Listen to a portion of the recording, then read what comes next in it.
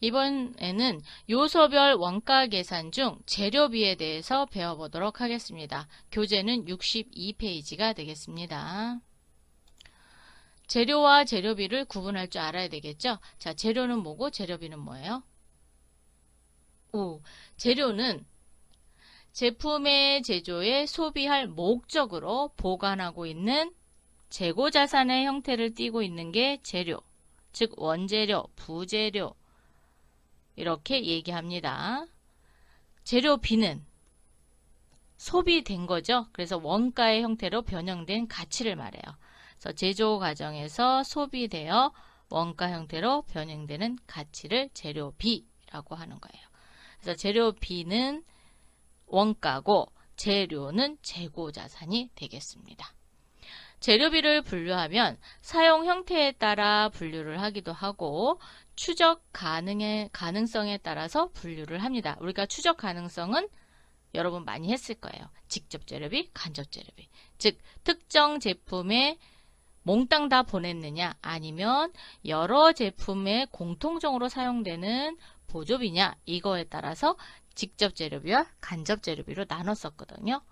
자, 그러면 사용 형태에 따라서 분류를 하면 주요 재료비가 있어요. 자, 주요 재료비는 한마디로 말하면 주 재료비가 되겠죠.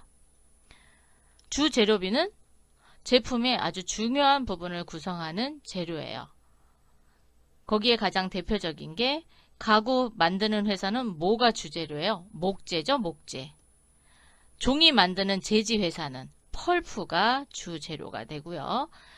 제가 회사는 밀가루, 자동차 회사는 철판. 왜냐면 자동차 이렇게 그 판 만들어야 되잖아요. 그렇기 때문에 철판 같은 게 주요 재료비, 주 재료비라고도 또 얘기합니다. 부품비. 부품은 부품을 소비함으로써 발생되는 원가인데 자동차 회사에서 보면 타이어 없으면 안 되잖아요. 그죠? 그래서 타이어, 선박의 엔진, 뭐 자동차에서도 엔진도 부품비로 들어가기도 하죠. 예. 근데 자동차에서 부품비를 엔진이다 이렇게 얘기하기는 좀 그런 게 왜냐면 자동차는 엔진이 없으면 못 가잖아요. 예. 그래서 그냥 타이어 정도 그 정도로 보시면 될 것 같습니다. 그 다음에 이제 보조 재료비가 있어요. 보조 재료비는 제품을 만들기는 만드는데 들어가기는 해요. 그런데 보조적으로 쓰는 거예요. 그래서 잠깐 쓰는 거. 가구 회사에서 보조 재료비는 못. 의료에서는 단추. 이런 것들이 뭐 실이나 단추 이런 것들이 보조 재료비로 들어가고요.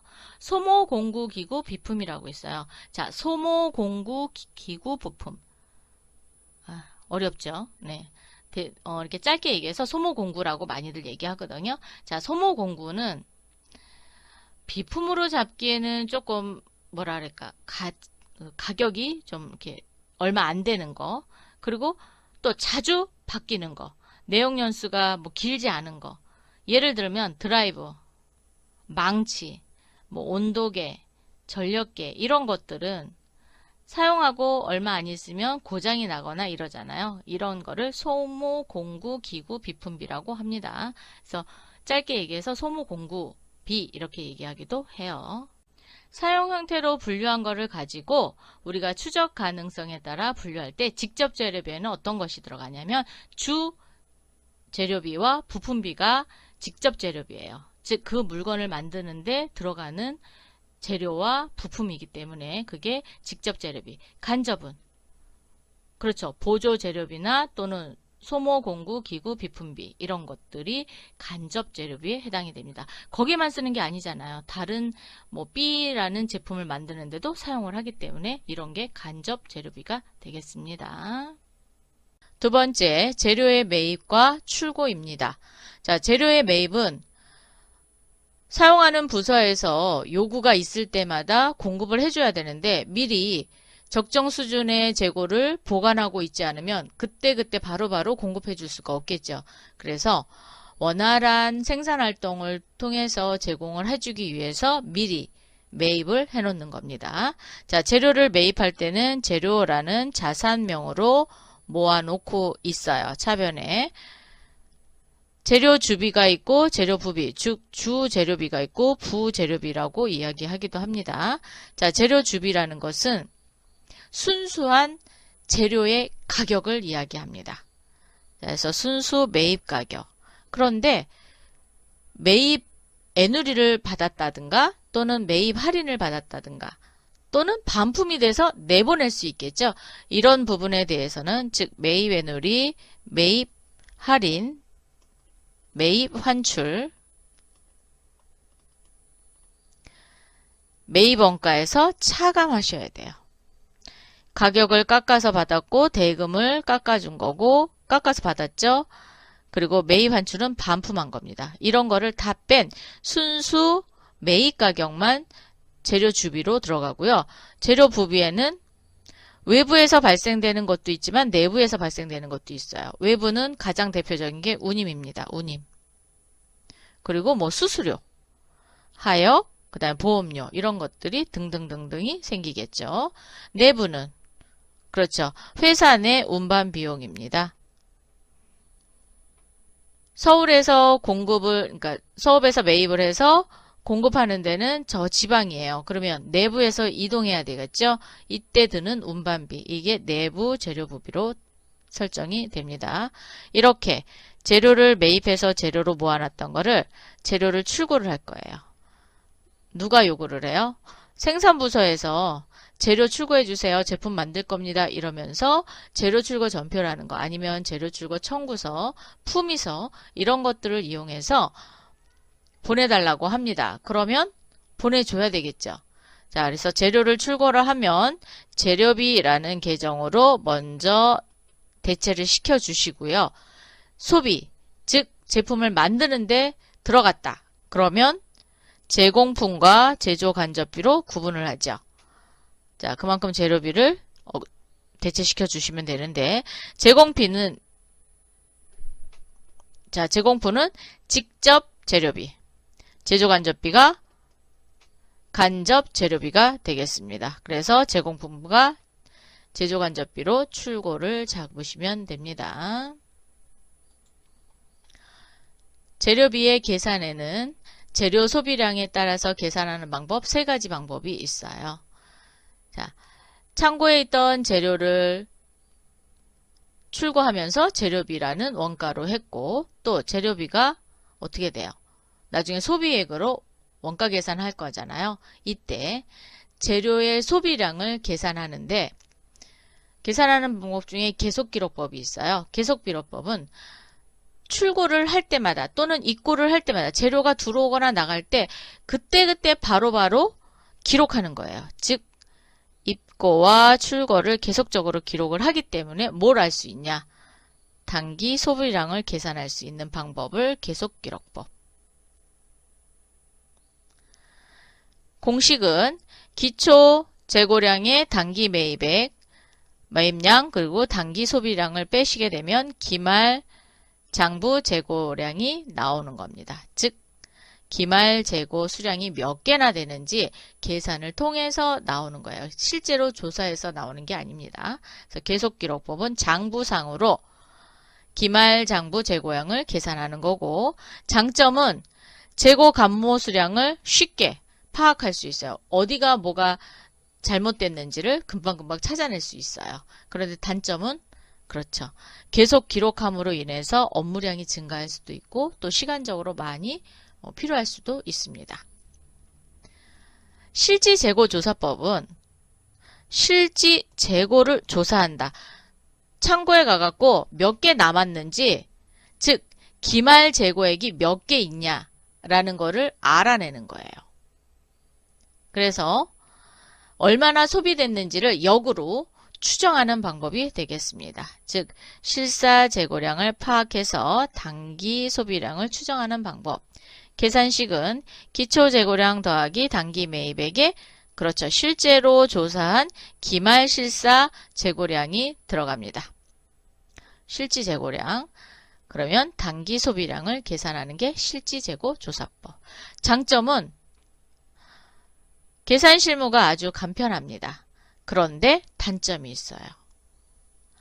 비정상 간모 수량의 추적이 어렵습니다. 이게 정상적으로 발생된 간모 수령이냐 아니면 비정상적으로 간모가 됐느냐, 즉 손실이 됐느냐, 그 추적이 어렵다라는 단점이 있습니다.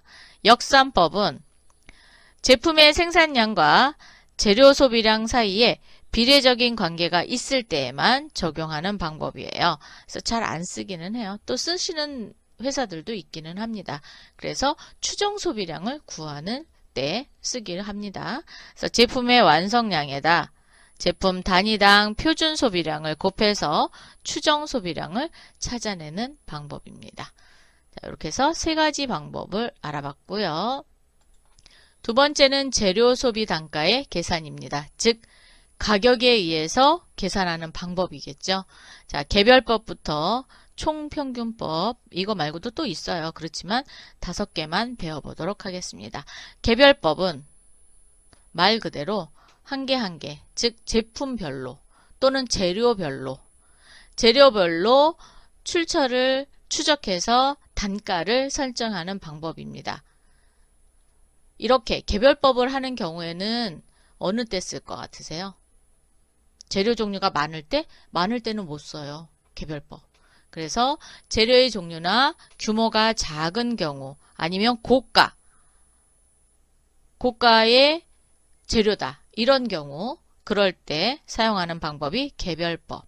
선입선출법은 먼저 들어온 걸 먼저 내보내는 거죠. 그래서 처음 입고된 것부터 차례대로 내보내는 건데 물량 흐름과 일치한다는 장점이 아주 크게 부각되고 있습니다. 후입선출법은 나중에 들어온 거를 먼저 내보냅니다. 그러면 최근에 재고는 그렇죠. 제일 먼저 들어온 게 재고로 계속 쌓이겠죠. 그래서 나중에 입고된 것부터 우선 소비하는 것으로서 물량 흐름하고는 일치하지만 물가 상승했을 때 법인세 절감 목적으로 사용할 수 많다. 왜냐하면 그렇죠. 물가는 계속 올라가요. 그런데 기말 재고액은 어떻게 돼요? 가장 낮은 가격으로 한 게 계속 재고액으로 쌓이잖아요. 그래서 그만큼 비용, 매출 원가가 많이 산정이 됩니다. 그래서 절감 목적으로 사용하는 경우가 많습니다. 그런데 우리나라에서는 후입선출법을 인정해주고 있지 않아요. 그래서 사용 안 하시는 회사들도 많습니다. 대부분 선입선출법 아니면 이동평균법 이렇게 사용합니다. 이동평균법은 가중평균을 드는 거예요. 즉 재료가 있고 할 때마다 가중평균을 계산해요. 즉 평균 단가를 요거를 출고 단가로 적용하는 거를 이동평균법. 그래서 이동평균법은 평균법 중에 하나긴 하지만 그렇죠. 출고할 때마다 단가가 다 변하는 거예요. 이게 이동평균법이 되겠습니다. 계산식을 보면 매입 직전에 재고 수량 더하기 이번에 한 매입 수량 그리고 먼저 매입 직전에 재료 재고액에다가 이번에 매입한 재료 매입액을 더해서 계산하시면 이동평균법 단가가 계산이 됩니다. 총평균법은 뭐 한 달이면 한 달, 아니면 일주일이면 일주일. 일주일은 거의 안 하고 한 달.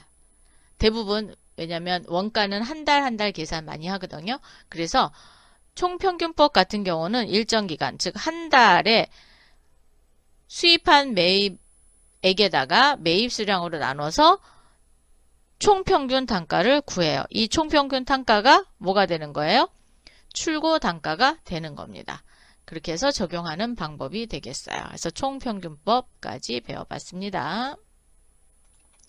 재료라는 것은 아무리 보관을 잘하고 그래도 그리고 또 기록도 잘한다 하더라도 이상하게 차이가 나요. 왜냐면 파손될 수도 있고요. 그죠? 도난당할 수도 있죠. 또 부패도 될 수 있어요. 그리고 수증기처럼 증발할 수도 있어요. 이런 파손, 도난, 부패, 증발로 인해서 수량이 감소하죠. 이 감소하는 것을 재료 감모 손실이라고 합니다. 즉, 장부상 수량과 실제 수량과의 차이가 발생하는 것을 뭐라고 한다요?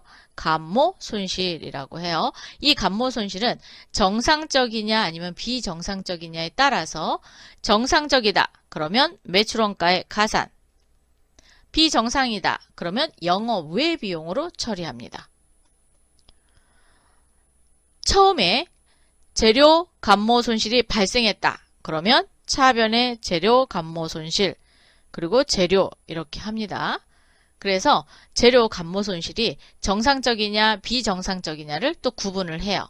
그래서 재료 감모 손실이 정상적이다. 그러면 제조 간접비에 넣어서 매출원가에 포함을 시키고요.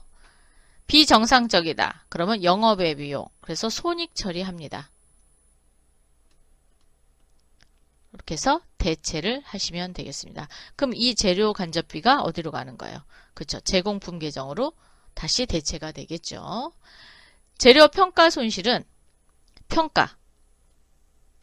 재료를 샀어요. 샀는데 월말이 됐어요. 월말이 됐는데 샀을 때의 금액보다 떨어진 거예요. 그러면 쓰지도 않았는데 재료의 금액이 떨어졌죠. 이렇게 장부상 원가가 즉 실제 원가가 장부상 원가보다 하락한 경우 높을 때는 안 해요. 자, 하락한 경우에 시가와 원가의 차액을 재료평가 손실이라고 합니다. 이 재료평가 손실은 재료 계정에서 차감하고 매출원가에 가산하게끔 되어 있어요. 분계를 보시면 재료평가 손실 발생 시 재료평가 손실이라는 계정으로 하고 대변에 재료를 그만큼 빼주면 됩니다. 그리고 이 재료평가 손실을 처리했을 때는 그렇죠. 매출원가에 포함을 시켜줘야 되겠죠.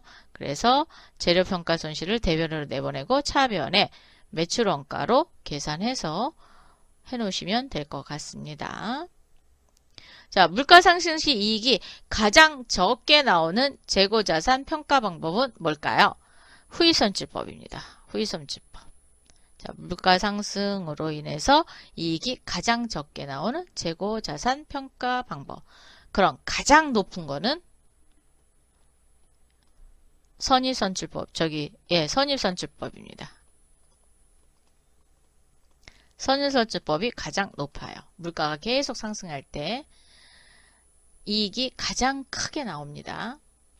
자, 실지재고조사법에서 사용이 불가능한 재고자산 평가 방법은 이동평균법입니다. 왜? 단가가 계속 바뀌잖아요. 그죠? 들어올 때마다 계속적으로 바뀝니다. 감모 손실이 없다는 가정하에 계속기록법과 실지재고조사법의 매출원가와 기말재고액이 동일하다면 똑같이 나오는 방법은 선의선출법입니다. 선의선출법. 요거는 외워두시기 바랍니다. 잘 나오더라고요. 이런 문제는. 교재 67페이지 기본 문제 풀어보도록 하겠습니다. 1번. 다음 가로 안에 알맞은 말을 써 넣으시오. 재료비는 사용 형태에 따라 이렇게 네 가지로 구분된다 그랬어요. 자, 뭐죠? 주요 재료비. 네, 맞아요. 주요 재료비. 또 부품비. 보조 재료비.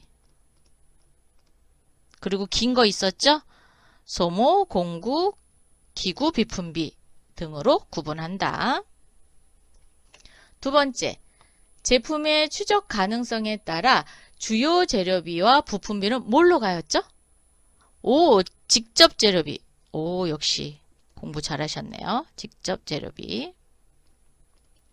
보조 재료비와 소모, 공구, 기구, 비품비는 간접 재료비이다. 재료 소비량을 계산하는 방법. 자, 소비량을 계산하는 방법이에요. 뭐뭇이 있었어요? 계속기록법, 실지 재고조사법,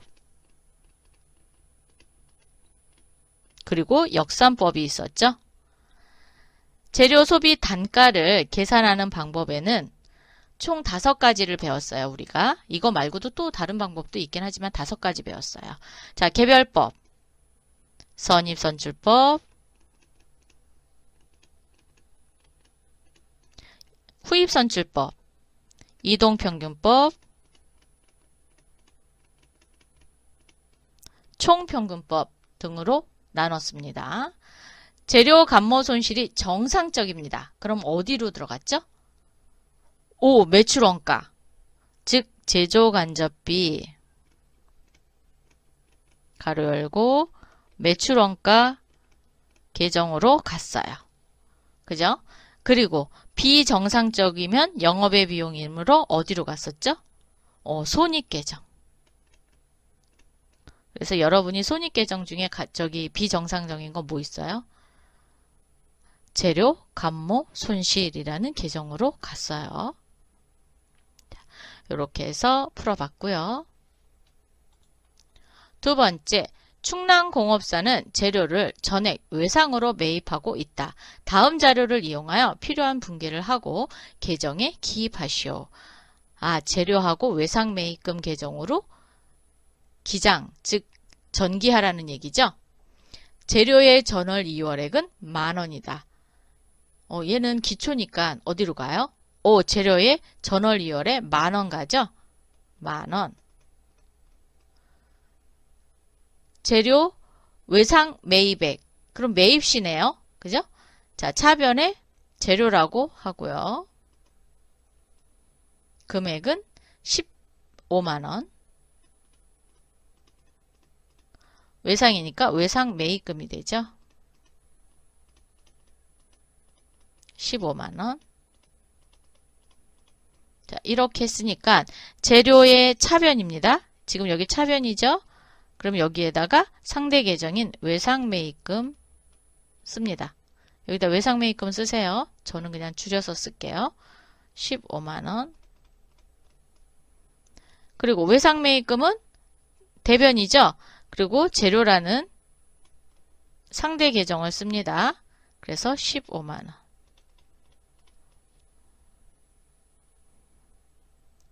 재료 출고액은 145,000원. 자, 재료 출고액은 어디로 가죠? 재료비라는 계정으로 넘기죠. 그래서 차변의 재료비 145,000원. 그러면 그거만큼 재료를 줄여줍니다. 대변의 재료 145,000원.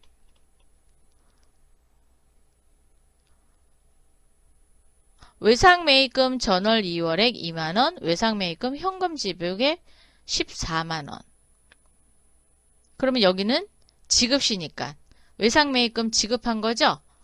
자, 그러면 전월 2월액 먼저 쓰도록 할게요. 외상, 여기 안 했네요. 재료는 재료비. 재료비에 145,000원. 그리고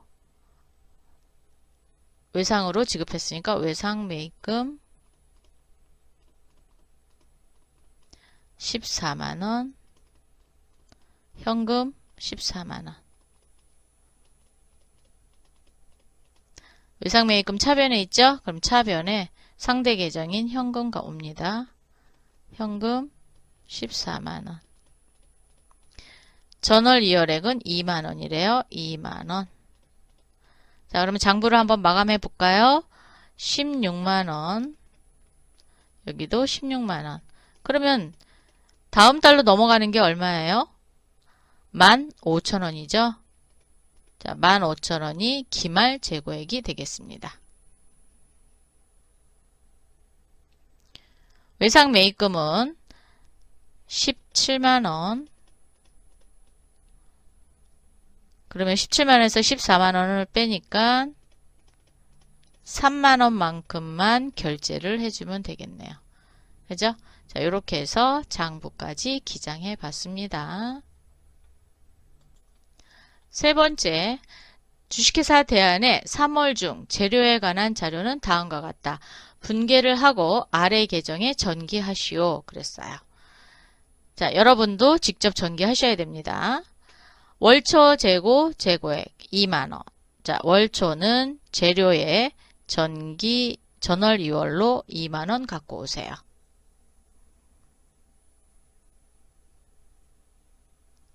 갖고 오셨어요? 당월 재료 매입액 외상으로 15만원 됐습니다. 그럼 여기 재료 매입 시에 재료 15만원, 외상 매입금 15만원. 원래 외상 매입금 계정이 있으면 외상 매입금 계정도 기장하시면 됩니다. 근데 지금은 원가에 대한 것만 기장하도록 되어 있어서 외상 매입금은 안 하고 재료만 가겠습니다. 재료 차변이죠. 그러면 차변에 상대 계정이 외상 매입금 15만원 이렇게 기록합니다.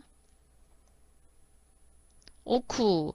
그런데 매입 환출 및 애누리가 있네요. 그죠? 그러면 재료가 대변으로 나가야 되잖아요. 그죠? 자, 그러면 외상 매입금과 반제 처리하는 걸로 할게요. 차변에 외상 매입금을 10,000원 줄여주시고요. 재료를 10,000원 줄여주겠습니다.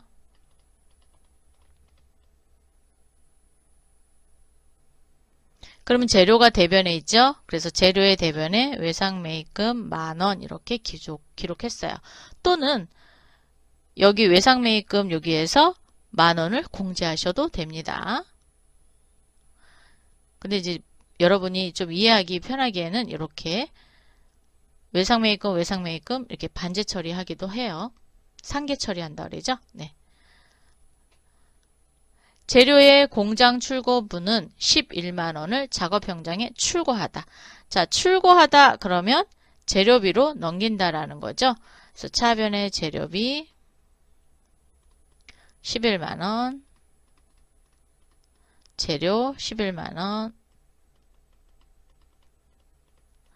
자, 재료비부터 가면 재료비 계정에 차변에 재료가 들어옵니다. 그래서 이렇게 11만원 들어왔고요. 재료는 대변이죠. 대변에 재료비 계정 들어오고요. 그래서 11만원이 재료비 계정으로 대체가 됐습니다.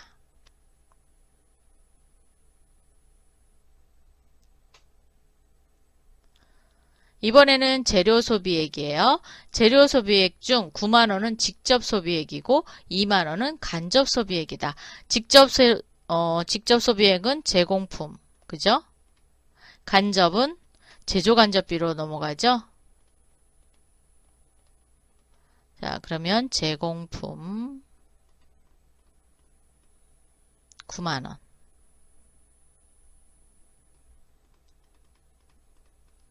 제조 간접비 2만원. 그리고 재료비는 11만원이 되겠습니다. 자, 그러면 재료비 계정은 제공품과 제조간접비가 있기 때문에 제자라고 해서 11만원. 제공품은 9만원만큼 늘어나면 되겠죠? 그래서 차변의 재료비 9만원. 제조간접비도 재료비 2만원. 이렇게 해서 모두 기장했습니다. 다음에 또 만나요. 수고하셨습니다.